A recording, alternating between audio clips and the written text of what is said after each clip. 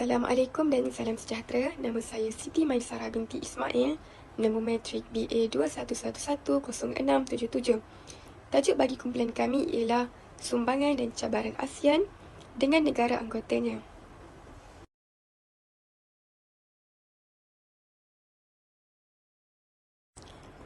Persatuan Negara-Negara Asia Tenggara atau The Association of Southeast Asian Nation iaitu singkatan ASEAN merupakan sebuah organisasi yang menggabungkan 10 buah negara yang ada di Asia Tenggara, antaranya Malaysia, Indonesia, Thailand dan sebagainya.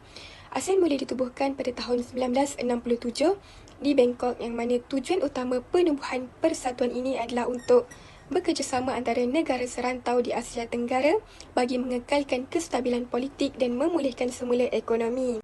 Nama saya Khairunisa binti Asibli, nombor matrik BA 21110682.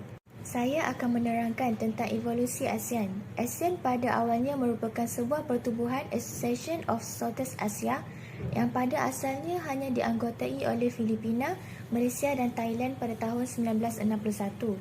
Namun, akibat daripada pembentukan Malaysia telah mencetuskan konflik antara Indonesia dan Filipina. Ini kerana mereka menganggap Sabah dan Sarawak adalah sebahagian daripada negara mereka. Pada mulanya, Soekarno bersetuju dengan penubuhan Malaysia, namun Indonesia mula berpaling tadah malah berusaha menentang keras penubuhan negara Malaysia daripada menjadi sebuah negara yang bebas dari peperangan. Beliau malah bertindak memutuskan hubungan politik, ekonomi dan sosial dengan Persekutuan Tanah Melayu. Selepas itu, Soekarno telah melancarkan kempen Ganyang Malaysia pada awal 1963. Keadaan bertambah buruk kerana konfrontasi Soekarno telah berubah daripada sekadar kata-kata menjadi konflik ketenteraan.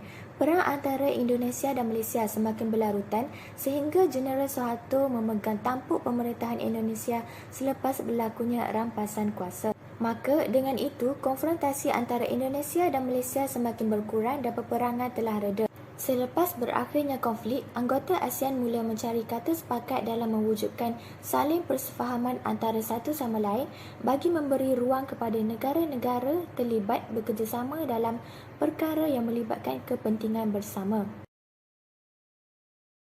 Cabaran ASEAN dalam pertubuhan serantau.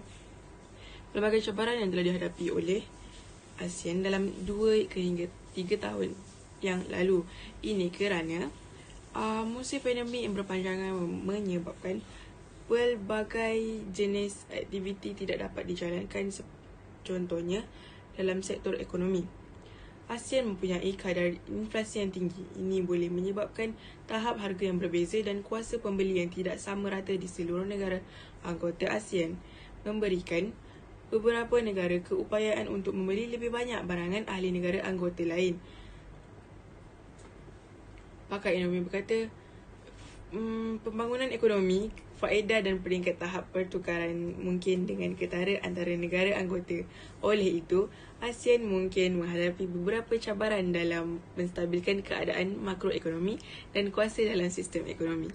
Seterusnya, sumbangan ASEAN kepada negara anggotanya. Setiap pertubuhan mempunyai sumbangan kepada negara anggotanya, sama ada dari segi politik, ekonomi, budaya sosial, termasuklah pertubuhan ASEAN. Sumbangan ASEAN dari segi politik ialah terbentuknya konsep ZOFAN iaitu Zon Aman Bebas dan Berkecuali. Objektif ZOFAN ialah memelihara keamanan, kestabilan dan mengekalkan campur tangan kuasa besar dan kuasa asing dalam negara. Faktor dan peristiwa yang mendorong berlakunya pembentukan ZOFAN ialah pergolakan politik yang berlaku di Vietnam, iaitu antara Vietnam Utara dan Vietnam Selatan. Seterusnya ialah pengisytiharan CENWFZ iaitu Kawasan Bebas Senjata Nuklear di Asia Tenggara. Dalam perjanjian ini terdapat beberapa larangan tentang senjata nuklear, antaranya melarang mengeluarkan senjata nuklear di Asia Tenggara. Objektif utama perjanjian ini dilakukan adalah untuk menjaga keselamatan negara di bawah ASEAN daripada percaturan kuasa besar dunia. Manakala, dari segi kerjasama ekonomi dalam ASEAN iaitu dalam perindustrian, banyak menjalankan projek-projek dengan negara anggotanya. Antaranya ialah projek baja Uria ASEAN di Malaysia dan Indonesia. Kerjasama ini adalah untuk mewujudkan pertanian bersama dengan negara ASEAN. Seterusnya ialah projek vaksin hepatitis B di Singapura. Tujuan projek ini dilakukan adalah untuk menyelesaikan masalah penyakit hepatitis B yang merebak di seluruh dunia. Di samping itu, ASEAN juga mewujudkan AFTA iaitu Kawasan Perdagangan Bebas ASEAN yang ditubuhkan pada Oktober tahun 1991. Tujuan penubuhan ini adalah untuk meningkatkan daya saing pengeluaran negara ASEAN dengan negara-negara lain. Terdapat banyak sumbangan ASEAN dari segi ekonomi, yang mana hal ini adalah untuk menjaga kepentingan negara-negara yang ada di bawah ASEAN. Di samping itu, dari segi kerjasama sosial dalam ASEAN ialah kerjasama melalui penubuhan SOTUS ASEAN Minister of Education Organisation atau dikenali sebagai Pertubuhan Menteri-Menteri Pendidikan di Asia Tenggara.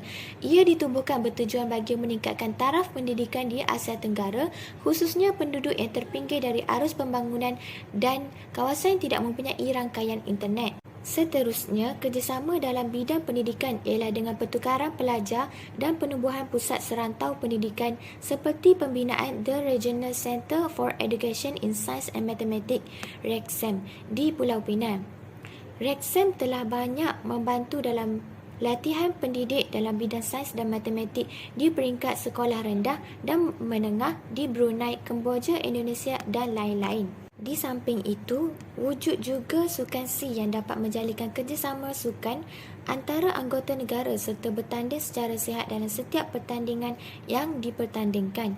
Oleh itu, sumbangan dari segi kerjasama sosial dalam ASEAN telah mengeratkan lagi hubungan antara anggota negara yang ada dalam ASEAN. Ini akan membina hubungan baik antara satu sama lain bagi mengelakkan sebarang konflik berlaku. Walaupun ASEAN mempunyai banyak cabaran yang perlu mereka hadapi dalam memerintah pelbagai negara, namun tetapi banyak juga sumbangan yang mereka telah sumbangkan kepada setiap negara tersebut. Cabaran yang mereka tempuhi bukan sekadar cabaran yang kecil, namun tetapi cabaran tersebut boleh menjadikan negara tersebut hampir bankrupt kerana semasa pandemik, banyak perusahaan tidak dapat dibuka dan tiada penghasilan mereka. Jadi, perkara tersebut memberikan kesan yang besar terhadap sesebuah negara. Namun, ASEAN bijak membuat pelbagai inisiatif untuk tidak membiarkan perkara tersebut berlarutan dan merebak kepada masalah yang lebih besar.